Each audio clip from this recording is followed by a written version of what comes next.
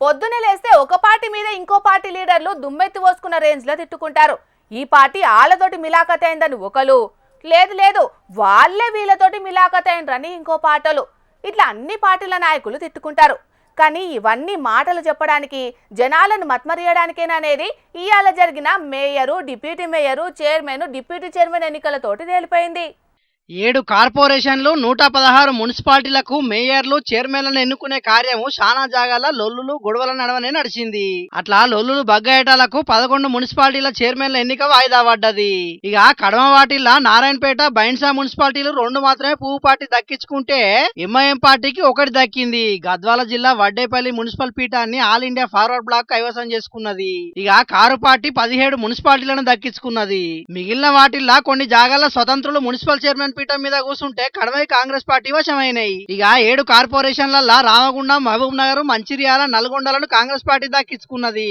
నిజామాబాద్ లా MIM party మద్దతుతోని ఆ పార్టీకి deputy mayor పదవి ఇచ్చి కాంగ్రెస్ పార్టీ మేయర్ పదవిని తీసుకున్నది.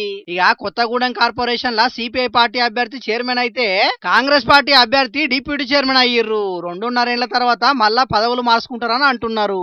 ఇక కరీంనగర్ లా ఎన్నికయ్యేదాకా టెన్షన్ నడిచింది గాని ఆఖరుకు కారు పార్టీ అభ్యర్థులు ఎన్నికల పాల్గొనకపోయే కరీంనగర్ పీఠం కమలం పార్టీ వశమైంది. ఇక మున్సిపాలిటీలలో మాత్రం ఒక్కో జాగల ఒక్కో పార్టీతోని పొత్తు పెట్టుకుని పీఠాలను దక్కించుకున్న ఈ పార్టీలు ఆదిలాబాద్ మున్సిపాలిటీల కాంగ్రెస్, బీఆర్ఎస్, ఎంఐఎం స్వతంత్రులు కలిసి స్వతంత్ర అభ్యర్థిని చైర్మన్ ను, ఎంఐఎం అభ్యర్థిని వైస్ చైర్మన్ గా ఎన్నుకున్నారు.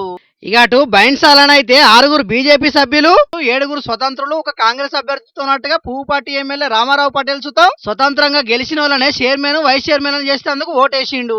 ఇస్నాపూర్ మున్సిపాలిటీల ఎక్స్ అఫీషియో ఓటేసి మరి కారు పార్టీ అభ్యర్థి చైర్మన్ అయితేందుకు సాయం చేసిండు ఎంపీ రఘునందన్ రావు సారు. ఇక అటు మేడ్చల్ జిల్లా ఇల్లంపేట మున్సిపాలిటీల బీఆర్ఎస్ అభ్యర్థి చైర్మన్, పువ్వు పార్టీ అభ్యర్థి వైస్ చైర్మన్ అయితేందుకు ఎక్స్ అఫీషియో ఓటేసిండు ఎంపీ ఈటల రాజేందర్ అన్న. అట్లనే రాయికల్, జమ్మికుంటల సుతం కారు పార్టీకి మద్దతు ఇచ్చింది పువ్వు పార్టీ. జిన్నారం, ఎల్లంపేటలో మాత్రం కారు పార్టీకి మద్దతు ఇచ్చినందుకు వైస్ చైర్మన్ పదవులను తీసుకున్నది.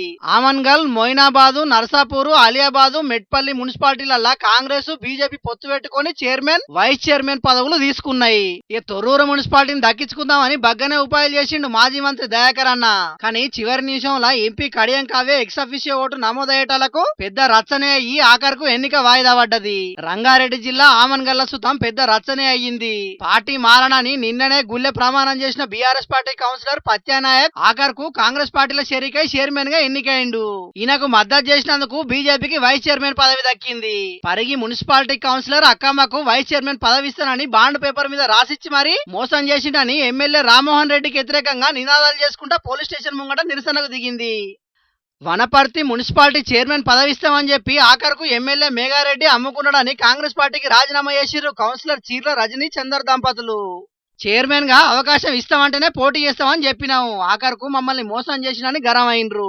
మొత్తానికైతే చిత్ర విచిత్రమైన రాజకీయాలు కానొచ్చిన ఇయ్యాల. మరిగా రేపట్ల ఎట్లుంటదో ఈ పొత్తుల పంచాదులు చూడాలిగా.